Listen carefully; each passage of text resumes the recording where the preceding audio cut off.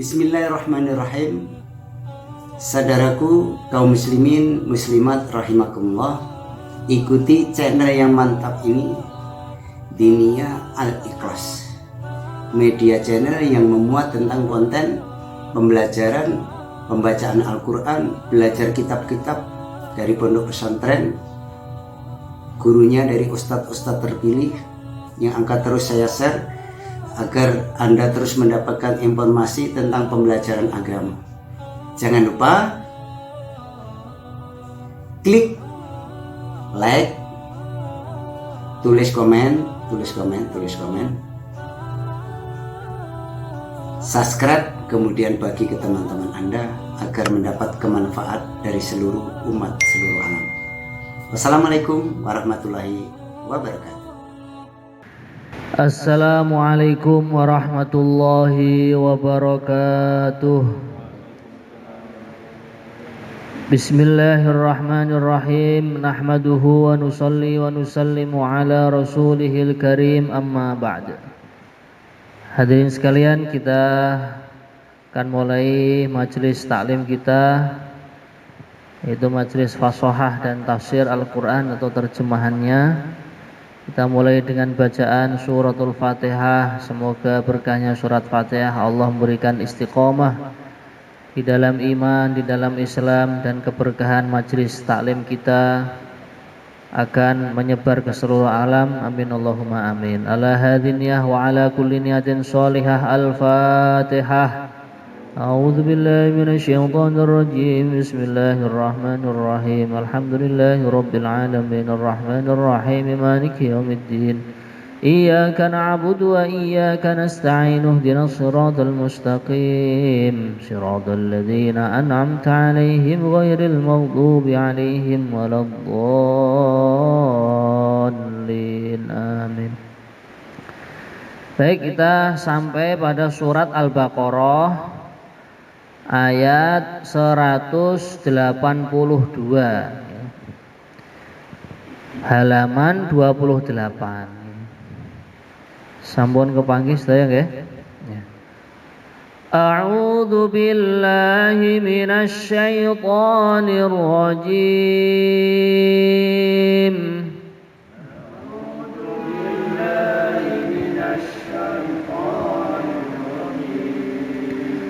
Bismillahirrahmanirrahim.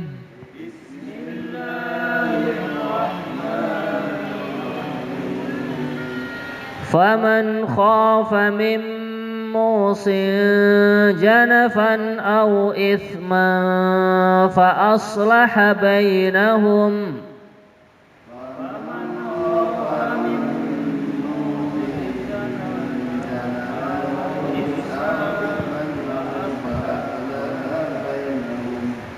Baik, di sini ada beberapa contoh ikhfa ya.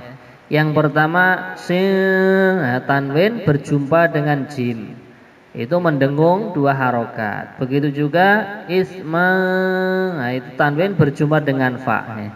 Contohnya kurang lebih begini. Faman khafa min musin janafan aw isma fa aslaha bainahum. Monggo.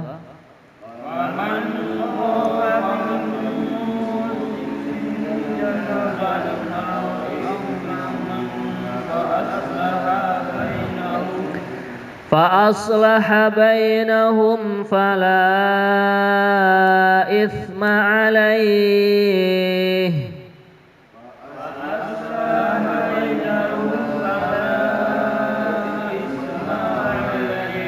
Innallaha ghafurur rahim.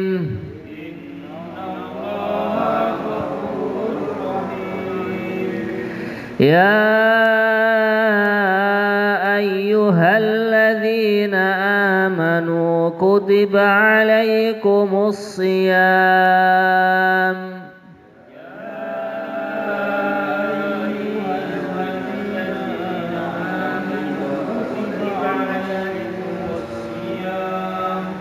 كما كتب على الذين من قبلكم لعلكم تتقون.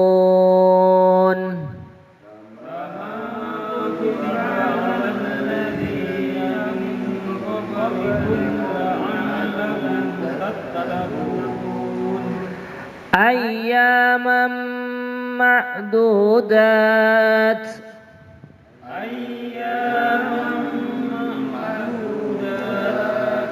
فمن كان منكم مريضا أو على سفر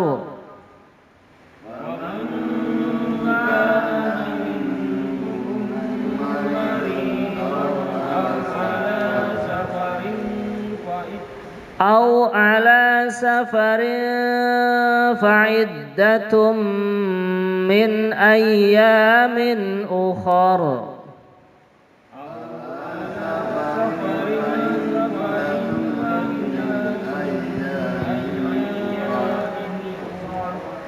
وعلى الذين يطيقونه فدية طعام مسكين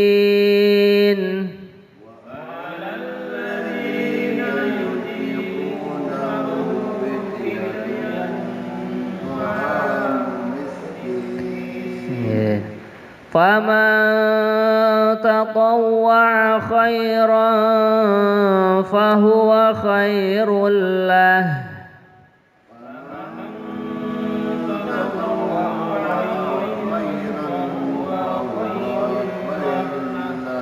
Nah, di sini juga ada dua contoh bacaan ikhfa ya.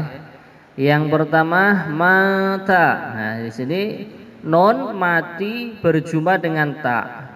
Kemudian yang nomor dua khairan, nah, tanwin berjumpa dengan fa juga. Ini namanya ikhfa, ada mendengungnya. Fama tatawwa'a khairan fahuwa khairul lah. Monggo.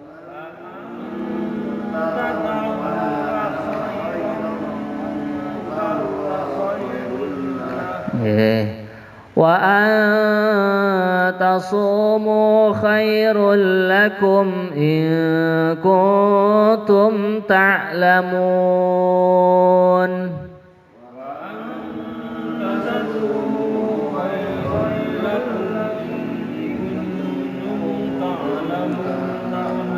Dan di sini ada beberapa mat yang harus ditunaikan, yaitu sumu, nah, mat tobi'i namanya. Ada dhammah, setelahnya ada wawu sukun ya. Wa antasumu khairul lakum in kuntum ta'lamun.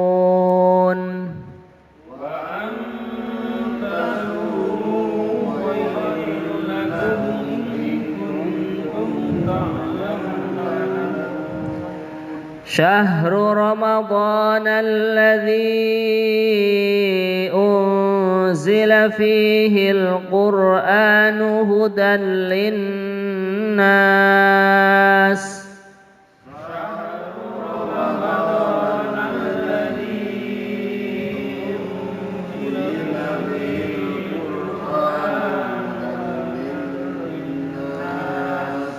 Baik, ini kita perlu membedakan antara shin yang bertitik 3 dengan sin. Nah, di sini ada dua. Linnas, ini sinnya tidak ada titiknya, ya. Yang awal syahru, seperti orang itu mengusir ayam itu, ya, kalau mudahnya begitu, ya. Syahru Ramadan alladzi unzila fihi al-Qur'anu hudan linnas. Monggo.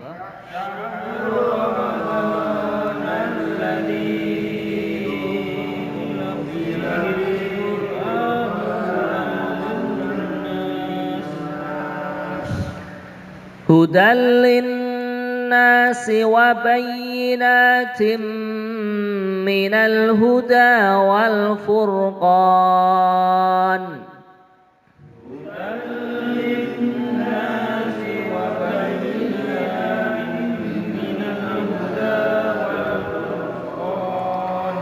فمن شهد منكم الشهر فليصمه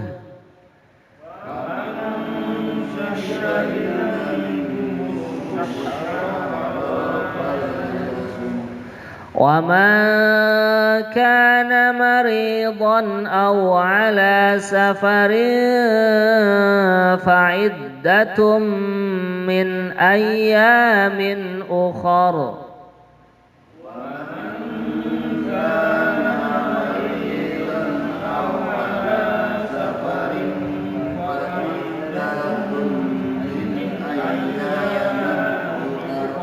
Ya, baik, perlu diperhatikan panjang pendeknya ya. Au ala ini panjang 2 harokat. Nah, kemudian ayya ini juga ya imatobi 2 harokat.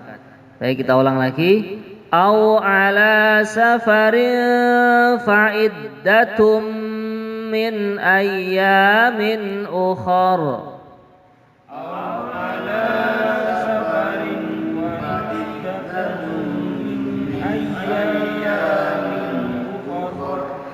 Yuridullahu bikumul yusra wa la yuridu bikumul usra.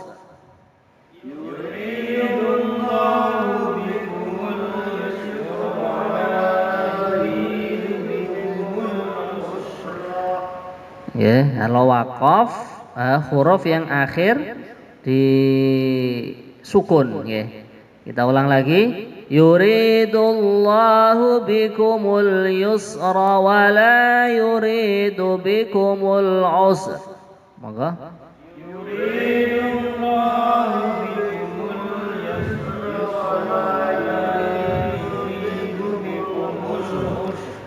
ولتكملوا العدة ولتكبروا الله على ما هداكم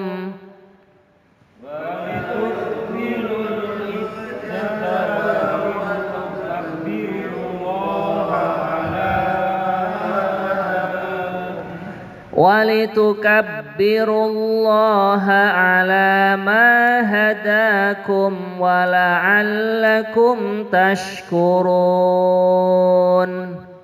ولتكبروا الله على ما هداكم ولعلكم تشكرون وإذا سألك عبادي عني فإني قريب وإذا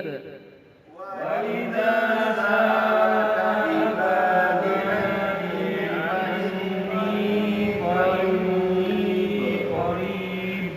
Baik, di sini banyak matnya ya. Wa idza 2 harokat, iba 2 harokat, di ini juga 2 harokat, anni ni ini juga 2 harokat ya. Fa ini juga harokat. Kalau lafaz qarib ini karena waqaf dalam tajwid namanya mad arid li sukun. Itu boleh 2 harokat, boleh 4 harokat, boleh 6 harokat. Dan biasanya para ahli qiraah itu ahli qari itu membacanya dipanjangkan sambil menikmati itu bacaan Al-Qur'an ya. Wa idza sa'alaka 'ibadi 'anni fa inni qarib. Maka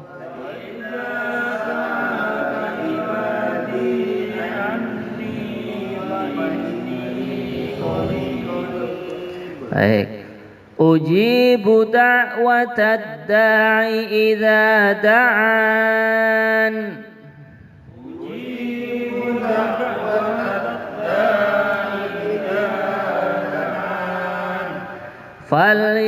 فليستجيبوا لي وليؤمنوا بي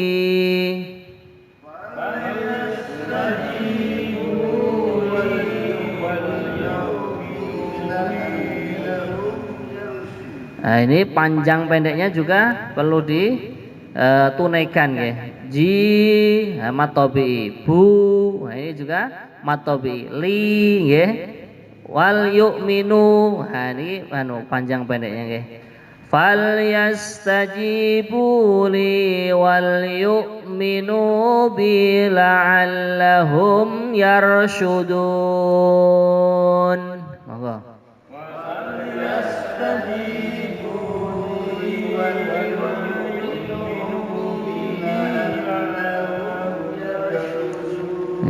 Sadaqallahul azim.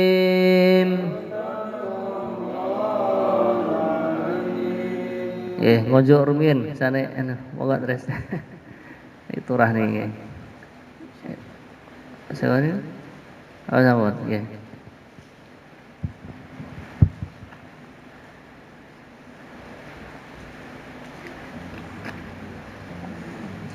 Alhamdulillah.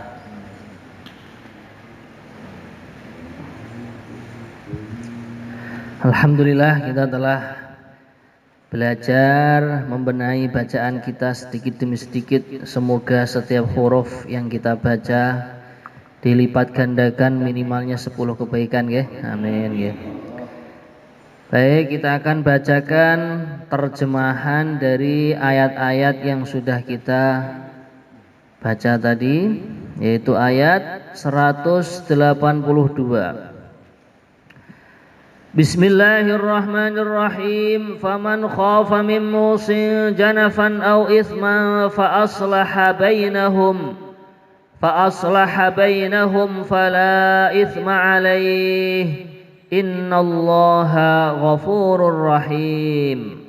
Yang artinya, tetapi barang siapa khawatir bahwa pemberi wasiat berlaku berat sebelah atau berbuat salah, lalu dia mendamaikan antara mereka, maka dia tidak berdosa.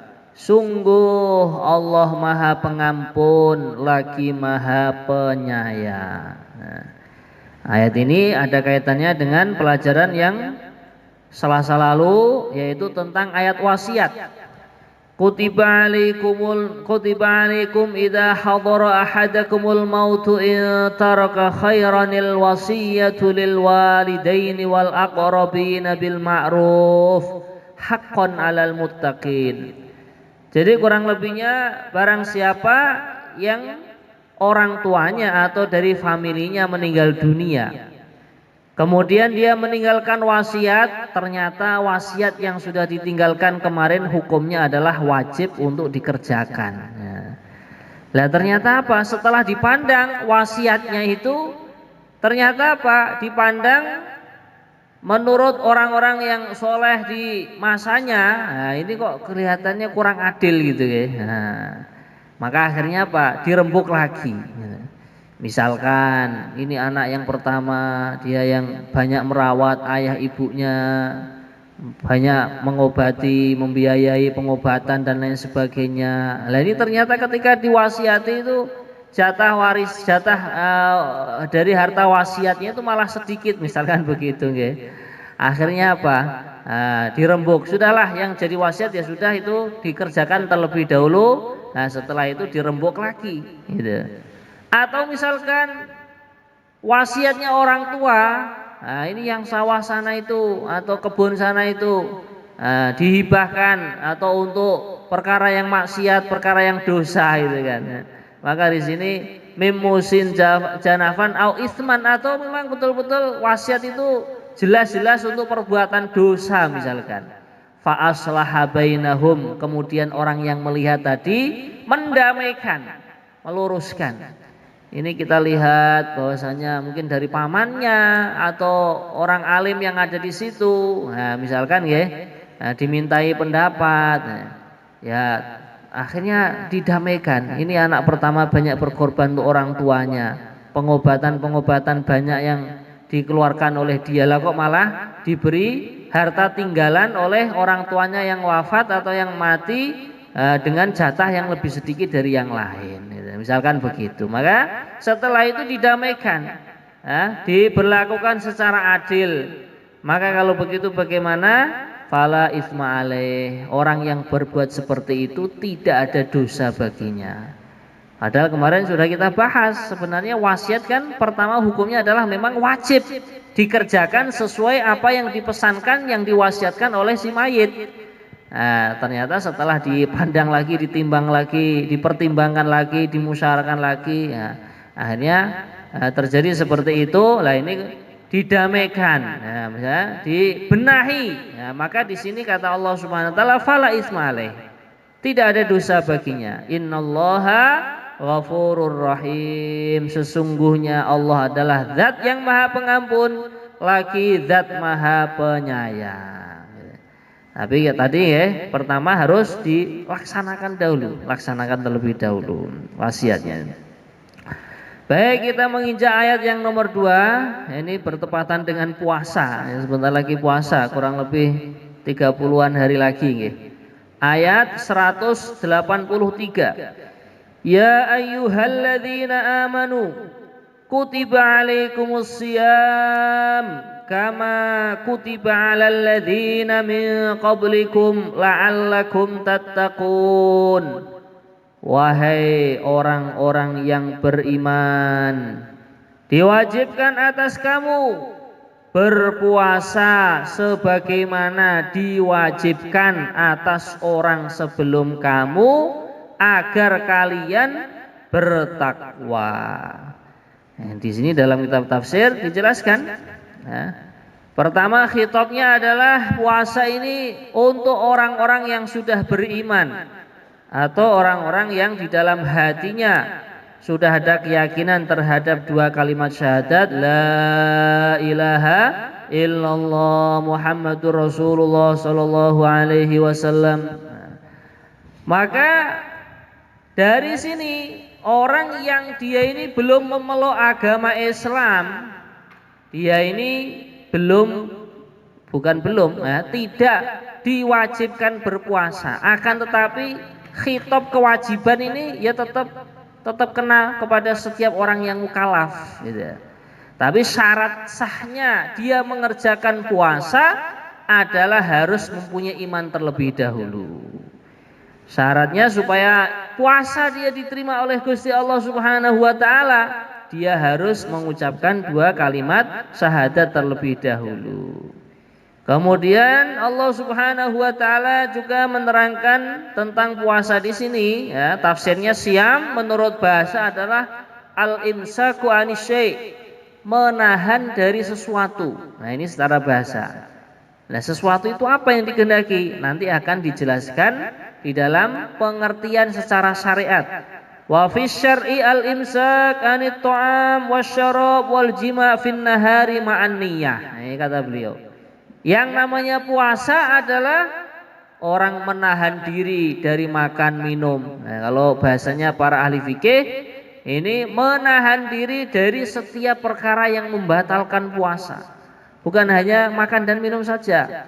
Misalkan menelan ludah atau menelan sesuatu, ya, debu dan lain sebagainya misalkan, ya. Nah, ini kan tidak boleh masuk ke dalam jauf atau rongga-rongga tubuh kita. Nah, ini tidak boleh hukumnya untuk orang yang berpuasa.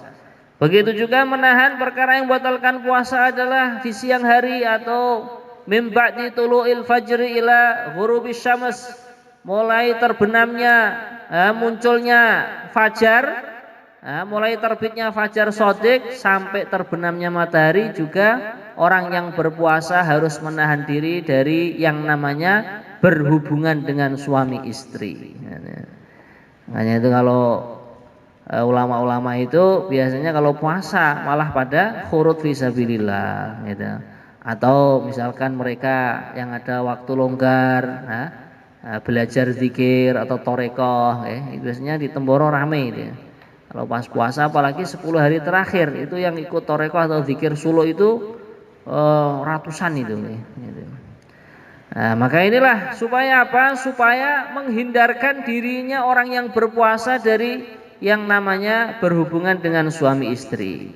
Dan juga yang namanya puasa tentunya disertai dengan niat. Nah, ini kalau di dalam mazhab Imam Syafi'i, niat orang yang berpuasa wajib dikerjakan di malam hari sebelum terbitnya fajar. Makanya kalau kita sholat taraweh, Nah, diajari oleh Bapak Imam itu, nawaitu, soma godin. Nah, ini termasuk supaya mengajari orang-orang awam sudah mengerjakan niat puasa di malam hari sebelum terbitnya fajar.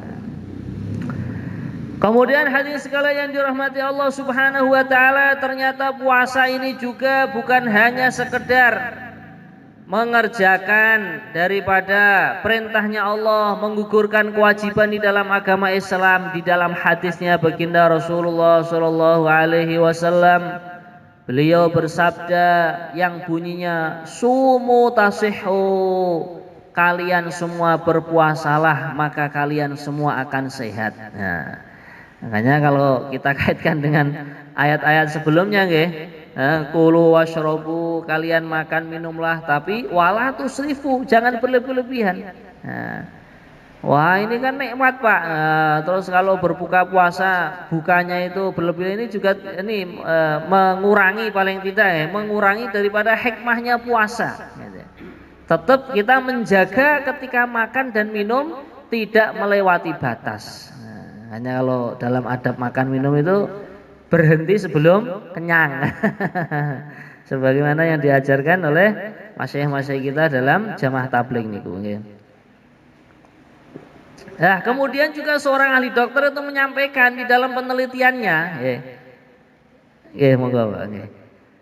Baginda Nabi SAW bersabda, sumu tasihhu, kalian semua berpuasalah maka kalian akan sehat. Itu ternyata apa? Kalau dikaitkan dengan ilmu langit atau ilmu rohani, orang yang berpuasa itu kan doanya makbul atau mustajab. Tentunya kalau dia makbul dan mustajab, nah itu tentunya apa? Dia akan diberi kesehatan, diberi panjang umur. Makanya kalau di dalam fikih itu ada puasa yang namanya puasa sunnah atau puasa nafilah itu nafil. Nah, itu dimulai dari setelah Ramadan ya, tentunya kalau Ramadan wajib, setelah Ramadan 1 Syawal nggak boleh puasa, kemudian setelah itu puasa 6 hari. Di dalam hadis diceritakan man shoma ramadhana tsumma atba'ahu sittan min syawalin faka'annama shomat dahra kullah au kama jaa fil hadis. Barang siapa yang berpuasa 1 bulan penuh di bulan Ramadan, setelah itu diikutkan setelahnya, disertai setelahnya puasa 6 hari di bulan Syawal, itu tanggal 2, 3, 4, 5, 6, 7. Nah nanti tanggal 8-nya istilahnya orang Jawa bodo kupat. Nah itu lebaran kedua setelah berpuasa 6 hari itu. Ini faedahnya atau fadilahnya, ganjarannya adalah faka'annama shomat dahra kullah, seakan-akan dia itu puasa sepanjang tahun atau setahun penuh ganjarannya, ganjarannya gitu. Makanya itu kan saya pahami hikmahnya juga dikaitkan dengan sabdanya Nabi, sumutasi itu ternyata ada Pak. Di mana kalau kita lebaran itu kadang makan terus los-losan gitu ya.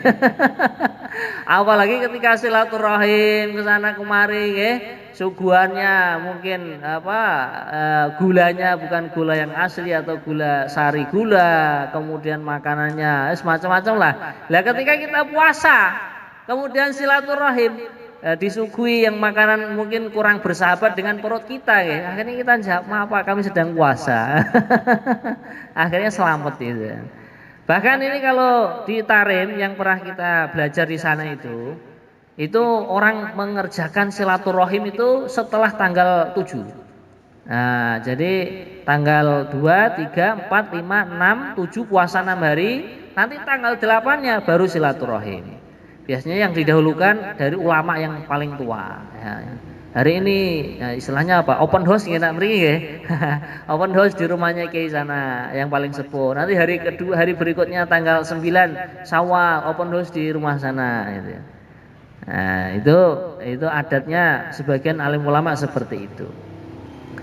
Kemudian hadirin yang dirahmati Allah Subhanahu wa taala, kama kutiba 'alal ladzina min qablikum la'allakum tattaqun, sebagaimana puasa ini difardukan atau diwajibkan kepada orang-orang yang sebelum kalian, hikmah yang paling besar di antaranya adalah la'allakum tattaqun, supaya kalian bertakwa. Maknanya apa? Kita sebagai seorang hamba diperintahkan makan, diperintahkan jangan makan, jangan minum, ya jangan makan, jangan minum. Kita sebagai manusia yang normal diperintahkan kawin, ya kawin, mencari istri, ya. Bahkan kalau istrinya meninggal, cari lagi. Karena apa? Sunnahnya baginda Nabi itu wafat dalam keadaan beliau punya istri katanya. Makanya ulama-ulama itu meneliti kehidupannya baginda sampai segitunya. Gitu. Istrinya meninggal pun mencari lagi, bukan untuk apa-apa, untuk mengamalkan sunnahnya baginda Rasulullah SAW. Bahkan berhubungan dengan suami istri itu ada ganjarannya, karena di dalam berzina, ya itu juga ada dosanya. Maka dalam berhubungan dengan suami istri ada ganjarannya. Tapi ketika puasa dilarang oleh Allah Subhanahu Wa Taala, maka kita harus sami'na wa ta'na. Inilah seorang hamba.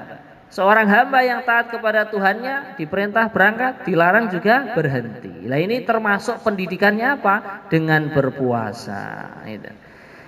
Bahkan kalau sudah mendekati bulan Ramadan seperti ini, bagaimana kita usahakan di rumah-rumah kita bacakan fadilah, namanya fadilah Ramadan. Insyaallah ya.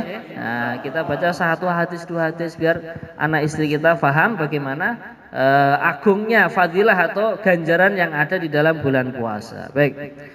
Ayat 184, ayyaman ma'dudat faman kana minkum maridan aw ala safarin fa'iddatun min ayyamin ukhar wa 'alal ladzina yutiqunahu fidyatun ta'amu miskin faman tatawwa'a khairan fahuwa khairul lah wa an tasumu khairul lakum in kuntum ta'lamun, yang artinya yaitu beberapa hari tertentu. Nah, ini maksudnya difardukan kepada kita berpuasa hari-hari yang tertentu. Di antaranya adalah bulan Ramadan. Atau nanti hari-hari tertentu. Misalkan ketika bulan Ramadan kok pas ada udzur, safar, bepergian, perjalanan, atau kita sakit, akhirnya kita nggak mampu puasa, kemudian dikodok. Nah, ini mengkodoknya juga tidak boleh sembarangan hari.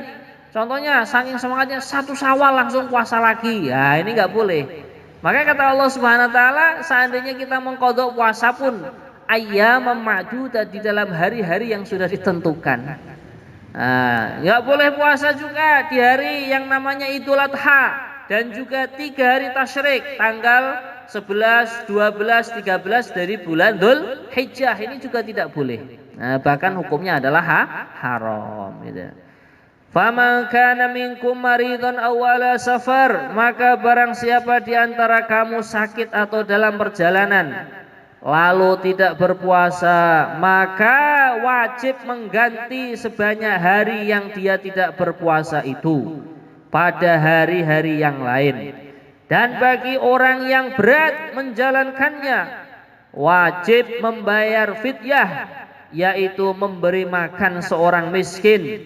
Tetapi barang siapa dengan kerelaan hati mengerjakan kebajikan, maka itu lebih baik baginya, dan puasa itu lebih baik bagimu jika kamu mengetahui. Nah, ini juga di dalam agama ini mencontohkan agama itu bukanlah perkara yang sulit atau bukanlah perkara yang kaku. Memang Allah Subhanahu Wa Taala mewajibkan puasa. Tapi kalau seandainya ada keadaan-keadaan darurat yang seseorang itu tidak mampu mengerjakannya, ini juga ada keringanannya di dalam agama. Maka inilah orang yang sakit pertama, yang sekiranya dia bagaimana boleh tidak berpuasa di tengah-tengah bulan Ramadan, kata para ahli fikih, ya syukku maraduhu, sakitnya itu akan semakin parah, tambah berat. Misalkan kalau dia punya penyakit mah dan lain sebagainya, misalkan kalau misalkan dia terlambat makan dan lain sebagainya, akhirnya apa? Malah tambah ngewel badannya itu, gemeter nggak karu-karuan. Ya, maka kalau begitu bukalah, nggak usah puasa, minumlah, makanlah. Tapi ya kita hendaklah menghormati kalau makan minum di tengah bulan puasa itu paling tidak ya jangan menampakkan diri lah saya kan musafir Pak. Maka sebenarnya yang pas itu ya kalau warung-warung yang di pinggir jalan atau di terminal itu paling tidak ya diberi satir atau bagaimana gitu Untuk menghargai teman-teman kita yang sedang menjalankan ibadah puasa. Itu. Maka kata Allah Subhanahu wa taala, kalau tidak mampu karena sakit atau dalam perjalanan, fa'iddatum min ayyamin ukhor, diganti di hari-hari yang lain. Tentunya di hari-hari yang selain yang diharamkan berpuasa. Tadi sudah disebutkan 2 hari raya, tanggal 1 Syawal, tanggal 10 Dzulhijjah, dan 3 hari tasyrik 11, 12, 13 dari bulan Dzulhijjah. Sebagian ulama juga mengatakan Ayyamul Syak itu juga nggak boleh puasa. Nah, tanggal 30 dari bulan Sya'ban. Nah, sebagian mengatakan seperti itu. Kemudian hadirin yang dirahmati Allah Subhanahu wa taala, ketika bulan Ramadan enggak mampu puasa, mau mengqadha pun tidak mampu, Allah pun masih memberikan keringanan. Nah, wa 'alal ladzina yutiqunahu fidyatun ta'amu miskin. Nah, ini sudah selesai bulan Ramadan juga enggak mampu puasa. Misalkan nyuwun sewu nggih kados yang hari-hari itu misalkan di sawah terus, tapi kayaknya nggak mungkin kalau orang setiap hari di sawah, nggak mungkin, mesti ada lerennya mesti ya. Nah itu ketika istirahat tidak ke sawah, atau mungkin bagi seorang sopir ya, mungkin kan selalu hidupnya di atas roda itu. Nah mungkin kalau puasa nggak mampu di bulan Ramadan, nah ya ketika hari-hari dia tidak nyopir, tidak ke sawah, itulah untuk mengqadai puasa-puasa yang telah ditinggalkan ketika di bulan Ramadan karena sakit atau dalam perjalanan itu. Akan tetapi hadirin sekalian, walaupun orang itu sakit ataupun dalam keadaan perjalanan, secara resmi sudah ada keringanan dari agama untuk dia tidak berpuasa di bulan Ramadan. Seandainya dia ada kemampuan berpuasa, wa antasumu khairul lakum. Nah, kalian seandainya mau tetap berpuasa walaupun dalam keadaan sakit dan walaupun dalam keadaan musafir, ini kata Allah Subhanahu wa taala, khairul lakum adalah lebih baik untuk kalian apabila kalian mengetahui ganjarannya. Makanya ketika perjalanan ya tinggal kalau misalkan kita jadi pimpinan rombongan begitu ya, kita tanya kepada diri kita, kepada makmur kita atau anggota kita, kalau mampu berpuasa silahkan berpuasa. Kalau tidak mampu, ya kita dalam keadaan musafir boleh untuk berbuka di bulan Ramadan. Baik, ayat yang berikutnya, syahrul Ramadan alladzi unzila fihi al-Qur'an hudan linnas wa bayyinatin minal huda wal furqan. Faman syahida minkumus syahra falyasum. Wa man kana maridan aw ala safarin fa'iddatum min ayyamin ukhra yuridullahu bikumul yusra wa la yuridu bikumul usra walitukmilul iddata walitukabbirullaha ala ma hadakum wa la'allakum tashkurun, yang artinya ayat 185. Bulan Ramadan adalah bulan yang di dalamnya diturunkan Al-Quran sebagai petunjuk bagi manusia, dan penjelasan-penjelasan mengenai petunjuk itu dan pembeda antara yang benar dan yang batil. Karena itu barang siapa di antara kamu ada di bulan itu, maka berpuasalah. Dan barang siapa sakit atau dalam perjalanan dia tidak berpuasa, maka wajib menggantinya atau mengqadhanya sebanyak hari yang ditinggalkannya pada hari-hari yang lain. Allah menghendaki kemudahan bagimu dan tidak menghendaki kesusahan bagimu.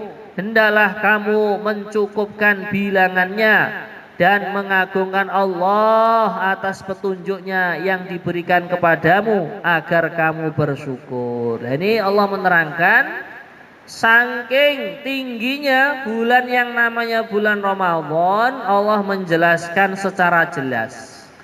Termasuk keistimewaannya di bulan Ramadan, selain orang itu diwajibkan berpuasa, pahala-pahala dilipat gandakan. Pahala sunnah seperti ibadah fardu pahalanya dilipatkan 70 kali. Belum lagi kalau di tengah bulan Ramadan orang keluar di jalan Allah dilipatkan 700.000 kali. Wallahu yudhaifu liman yasha. Bahkan Allah melipat gandakan berkali-kali lipat ganda, tidak ada batasannya bagi orang yang Allah menghendakinya, gitu ya. Kemudian juga Allah menjelaskan termasuk istimewanya bulan Ramadan, di dalam Ramadan lah Allah menurunkan Al-Qur'an.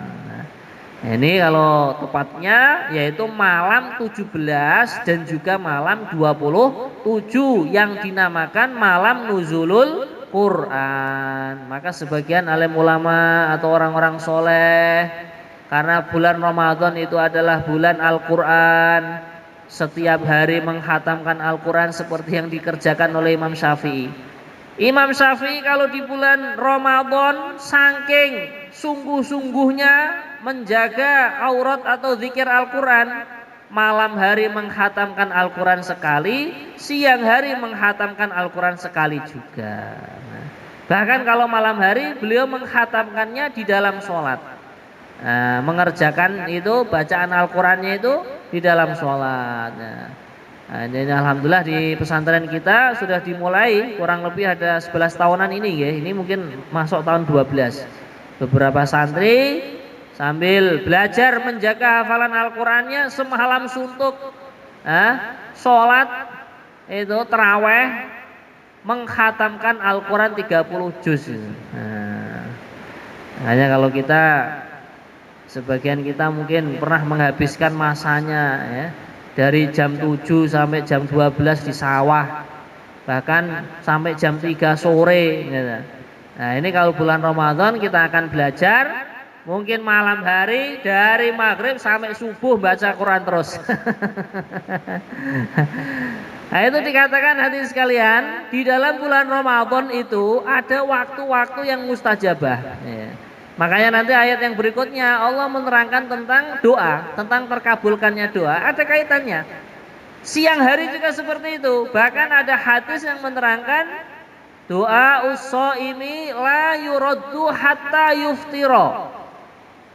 Doanya orang yang berpuasa tidak akan ditolak oleh Allah Subhanahu wa taala sampai dia berbuka puasa. Nah, makanya ini kesempatan ya. Bagaimana kita punya hajat ya, hajatnya banyak kita ya. Hajat yang belum haji ingin haji, nah, yang sudah nikah punya anak ingin bagaimana anaknya putra putrinya menjadi anak yang soleh dan solehah ya. Yang sudah punya anak pengen punya cucu yang cucunya soleh, dan ini bagaimana kita kesempatan di bulan Ramadan nanti untuk berdoa kehadirat Allah Subhanahu wa taala. Kemudian diterangkan di sini Al-Quran diturunkan di bulan Ramadan, hudal linnas. Al-Quran diturunkan sebagai petunjuk bagi manusia. Nah, makanya kita setiap hari paling boten menyempatkan waktu ya, mungkin 1 halaman 2 halaman membaca Al-Quran. Supaya apa? Supaya kita dalam usaha hidayah, usaha mengkaitkan diri kita dengan sumber hidayah yang namanya Al-Quranul Karim. Makanya kalau Keubed itu menerangkan, semakin orang itu hidayahnya tinggi kepada Allah Subhanahu wa taala, Allah yang hidayah yang Allah berikan kepada seseorang semakin banyak, itu dia akan semakin cinta membaca Al-Qur'an. Tidak akan malah merasa bosan gitu. Atau kalau dibalik, kalau kita ingin semakin banyak mendapatkan hidayah dari Allah, di antara usahanya apa? Membaca Al-Quran. Wa bayyinatin minal huda wal furqan, dan juga di dalam Al-Quran Allah memberikan penjelasan-penjelasan. Nah ini bahkan kata cucunya baginda Rasulullah SAW, cicit lah ya, cicitnya lagi ya. Sayyidina Ali Zainal Abidin, orang itu ingin penjelasan apa saja itu sebenarnya ada di dalam Al-Quran. Cuman kita aja yang nggak tahu ilmunya, katanya begitu. Contohnya apa? Orang ingin sawahnya banyak atau tuan takur ya. Atau napa? Nggih lah. Nggih, napa dados napa niku sing gadah sawah kathah niku lho.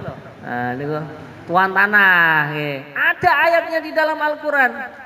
Walaqad katabna fiz zaburi min ba'di dzikri annal arda yarithuha ibadiyas salihun. Nah itu.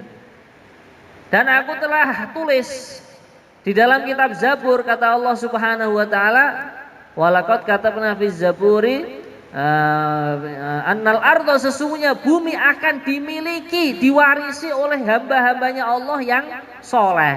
Lah ini orang itu kalau ingin jadi tuan tanah, ya, banyak sawahnya, banyak kebunnya, ya, hektaran, itu katanya apa? Jadikanlah diri kita menjadi orang soleh dulu. Ya. Orang yang soleh itu bagaimana? Tentunya yang takwa kepada Allah Subhanahu Wa Taala. Maka kita lihat para alim ulama, kiai, gitu, sawahnya banyak, tanahnya banyak, tapi semua sebenarnya bukan untuk beliau sendiri. Semua dikembalikan untuk agama, untuk umatnya baginda Rasulullah Sallallahu Alaihi Wasallam. Bangun masjid, bangun pesantren, bangun tempat pertemuan-pertemuan agama.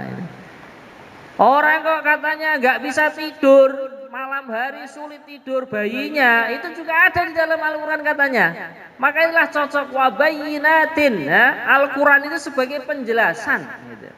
Itu kalau orang sulit tidur itu dibacakan walahu ma sakana fil laili wan nahar wa huwas samiul alim. Nah, itu nanti bayi itu akan tenang. Nah, tiang Jawa niku istilahnya apa? Mboten beko, gitu. Nah, mboten rewel. Misalkan orang nikah, kemudian istrinya diajak ke rumahnya, suami kok nggak betah, itu doanya juga ini katanya. Biar dia itu tenang hatinya, nyaman, tentrem. Nah, termasuk ini dibaca di pondok pesantren, jadi bacaan di istighosah. Hikmahnya apa? Biar santri-santri itu hatinya tenang, anteng, betah untuk mempelajari ilmu agama sehingga menjadi hafid Quran, menjadi alim ulama. Itu. Lah kalau orang itu diajak amal agama kok betah, maknanya apa? Mati dalam keadaan membawa agama, membawa iman, mati dalam keadaan husnul khotimah. Inilah yang dikehendaki oleh guru-guru kita.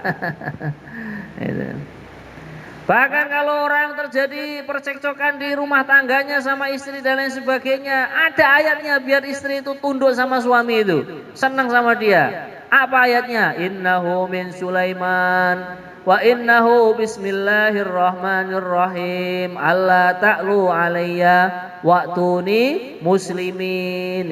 Itu istri dibacakan itu nanti mudah nurut sama suaminya. Ada ayat lagi wa alqaitu 'alaika mahabbatan minni walitusna 'ala aini.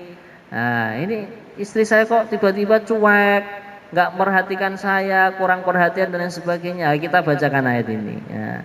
Maka inilah apa yang dikatakan oleh Allah dalam Al-Qur'an itu benar. Wa bayyinat, menjadi penjelasan-penjelasan. Ya.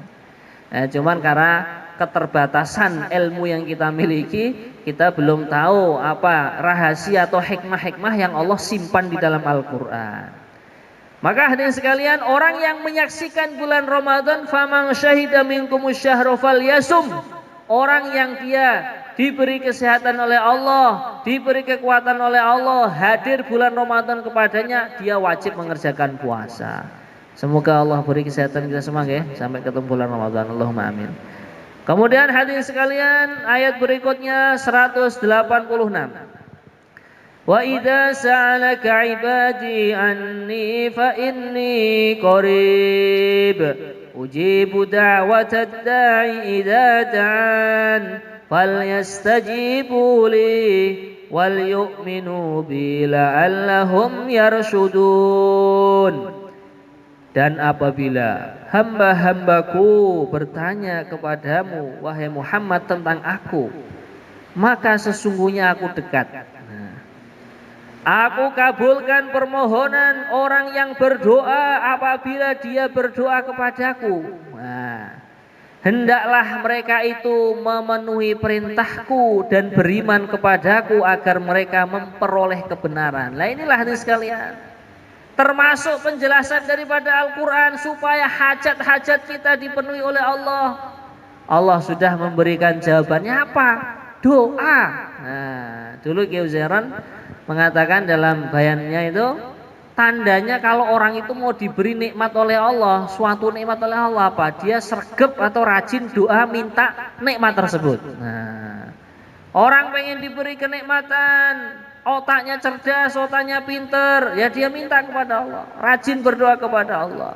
Dan kita yakin kalau kita sudah minta kepada Allah, pasti Allah kabulkan. Nah, nyatanya kok belum terpenuhi Pak hajat saya. Lah, dikabulkannya doa ini kapan? ini adalah merupakan rahasianya Allah Subhanahu wa taala. Di dalam hati kita tidak boleh kita aku wis donga kok durung dikabulne ya. Nah, ini enggak boleh. Sedangkan Allah Subhanahu wa taala sudah berfirman dalam hadis qudsi, aku Allah menurut prasangka hambaku. Kok dia menyangka kalau doa dia enggak dikabulkan? Ya itulah sesuai prasangka dia, memang doanya tidak dikabulkan. Nah, makanya dulu Kiai Zeron mewanti-wanti, jangan sampai kamu suudzon kepada Allah. Kamu pasti doa, pasti dikabulkan. Kapan dikabulkannya? Itu adalah rahasia Allah Subhanahu wa taala. Mungkin saja misalkan orang minta kaya, sehari sekarang belum diberi kekayaan oleh Allah. Mungkin Allah lebih mengetahui orang ini kalau aku beri titipan harta, dia malah nggak jadi ngamalkan agama. Nah, malah foya-foya kemana-mana. Makanya sudahlah, permintaan dia menjadi kaya itu saya simpan dulu, nanti saya berikan kepada anaknya. Nah, husnudzannya begitu. Nah, insya Allah ya. Nah, inilah pelajaran kita di sore hari ini. Semoga beberapa ayat yang kita baca dengan terjemahannya bermanfaat untuk kita semua. Amin Allahumma amin. Boleh sebelum ditutup majelisnya ada yang bertanya? Monggo. Nggih, monggo. Nggih. Nggih. Nggih. Nggih. Di dalam doa ya bisa dikatakan ada kebebasan Bapak. Cuman di situ ada adab-adabnya nggih. Termasuk adabnya apa? Kita pertama memuji-muji Allah. Paling boten nggih alhamdulillahirabbil alamin. Nah, yang nomor dua kita membaca sholawat kepada baginda Rasulullah sallallahu alaihi wasallam. Sebagian ulama juga membalik, nah, karena saking senangnya kepada baginda Nabi, tawasulnya tinggi kepada baginda Nabi, membaca sholawat dulu, baru memuji-muji Allah. Gitu. Setelah itu bebas, baru kita minta apa yang menjadi hajat kita, gitu ya. Nggih, bebas itu. Cuma nanti biasanya penutupan doa juga ditutup dengan sholawat dan akhirnya dengan walhamdulillahi rabbil alamin. Karena sebagian hadis ada yang meriwayatkan termasuk doa yang paling tinggi adalah memuji-muji Allah Subhanahu wa taala. Nah, termasuk juga ada hadis juga orang yang membaca sholawat doanya katanya tidak akan ditolak oleh Allah karena dia telah mendoakan orang yang paling dicintai oleh Allah yaitu baginda Nabi Muhammad sallallahu alaihi wasallam. Sebagian juga orang berdoa dengan tawasul, ya Allah, seperti ceritanya dalam kitab Riyadhus Shalihin itu, orang yang masuk ke dalam gua kemudian keruntuhan batu itu ya. Saya pernah berbuat kebaikan begini begitu, bila perbuatanku baik tadi betul-betul ikhlas karena engkau kabulkan hajatku ya Allah. Akhirnya pintu gua terbuka gredek gitu. Tawasul bil amal. Atau tawasul dengan para nabi juga boleh. Ya Allah, dengan berkahnya baginda Nabi Muhammad SAW, engkau kabulkan doaku, engkau tunaikan hajatku, engkau sembuhkan penyakitku, itu juga boleh. Atau bertawasul dengan guru-guru kita, ya Allah, kalau niki senajan mekaten, kalau niki muridnya Kiai Fulan misalkan ya.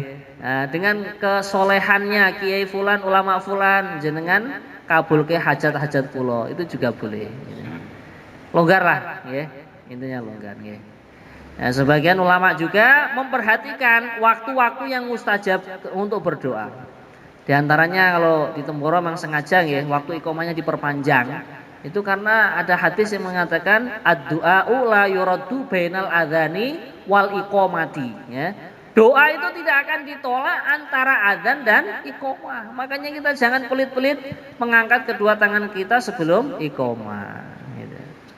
Doa mustajab juga termasuk nisfil lail atau sepertiga malam yang terakhir mulai dari jam 3. Hanya di Temboro ya jari jam 3 ada adzan sholat tahajud gitu. Nah, nanti setelah itu nanti dibangunkan tahajud istighosah gitu. Nah, termasuk ketika bulan Ramadan nanti malah sebulan penuh. Itu waktu mustajabah untuk doa kepada Allah Subhanahu wa taala. Baik, ada yang bertanya lagi? Nggih, monggo. Nggih. Sebagian ulama juga senang doanya panjang, sebagian ulama juga senang yang ringkas, tergantung keperluannya gitu. Misalkan dia sebagian orang kan nyamannya itu baca Al-Qur'an terus akhirnya doanya benar-benar. Itu juga ada seperti itu. Nah, karena orang yang disibukkan membaca Al-Quran, itu sudah dia nggak usah doa itu Allah sudah tahu hajat dia tahu apa. Sebagian keterangannya begitu. Nah, sebagian juga tuh orang kelezatannya apa? Merengek-rengek. Ya ngemis teng Gusti Allah istilahipun itu. Nah, itu juga ada. Ya, maka itu longgarlah dalam agama, tinggal kenyamanan hati kita atau kemantepan hati kita tuh bagaimana gitu Pak nggih. Nah, sebagian juga senang doanya panjang-panjang seperti yang disarankan oleh guru-guru kita, doa untuk umat, doa untuk tetangga kita, keluarga kita gitu nggih. Nggih, insyaallah. Ada nggih, Pak? Nggih. Tawasul dengan wasilah sama aja sih. Cuman itu beda di dalam tasrifan. Kalau wasilah itu ya apa? Ikut wazan wasala yasilu, wasilatan nggih. Kalau tawassul itu tawassala ya tawassalu, tawassulan. Nah, itu artinya sama. Kalau dalam bahasa kita apa? Sinonim nggih, sinonim nggih. Perantara lah gitu, perantara maknanya. Cuman kalau tawasul tuh lebih cenderung pekerjaan kita, melakukan itu tadi minta kepada Allah dengan berkahnya para nabi, berkahnya wali, berkahnya para dai, para ulama, ini pekerjaan. Nah, kalau wasilah itu istilahnya apa? Masdar kalau anu deh. Iya, perantara gitu. Iya. Iya, iya. Iya. Nggih.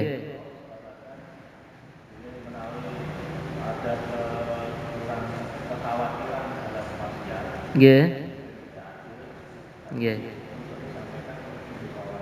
Nggih. Nggih, nggih. Nggih.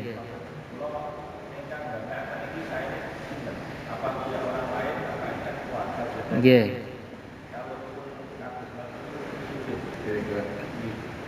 Nggih, kalau bisa ya orang alim atau orang soleh di tempatnya yang sekiranya bisa mendamaikan keluarga tersebut. Tapi kalau seandainya misalkan dari pihak kita yang memandang bahwasanya wasiat orang tua kita itu kurang tepat, ya, kita sudah usaha untuk membenahinya. Lah kok saudara yang lain kok tidak menerima, ya kita lebih baik mengalah saja. Gitu. Yang penting kita sudah ada usaha mengingatkan. Gitu. Jadi kalau seandainya terjadi perkara-perkara yang kurang baik di dalam wasiat tersebut, kita sudah ada usaha mengingatkan, kita sudah tergugur dari kewajiban mengingatkan tadi gitu. Mungkin ya.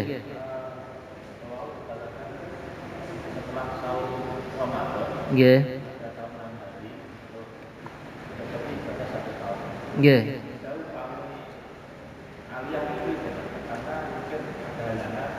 Itu tidak harus langsung, Bapak. Nah, Pak Jawa. Boleh, yang penting masih di dalam bulan Syawal. Nah, cuman afdolnya sebagian ulama mengatakan ya tanggal 2 langsung puasa.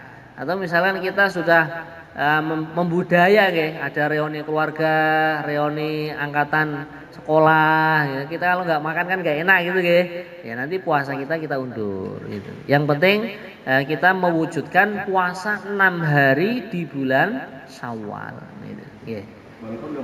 Walaupun nggak berurutan. Karena di dalam hadis itu summa, kalimat summa itu tidak harus langsung.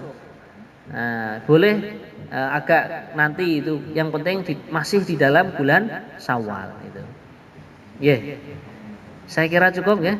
Kurang lebihnya mohon maaf. Wabillahi taufiq wal hidayah. Wassalamualaikum warahmatullahi wabarakatuh. Subhanallah.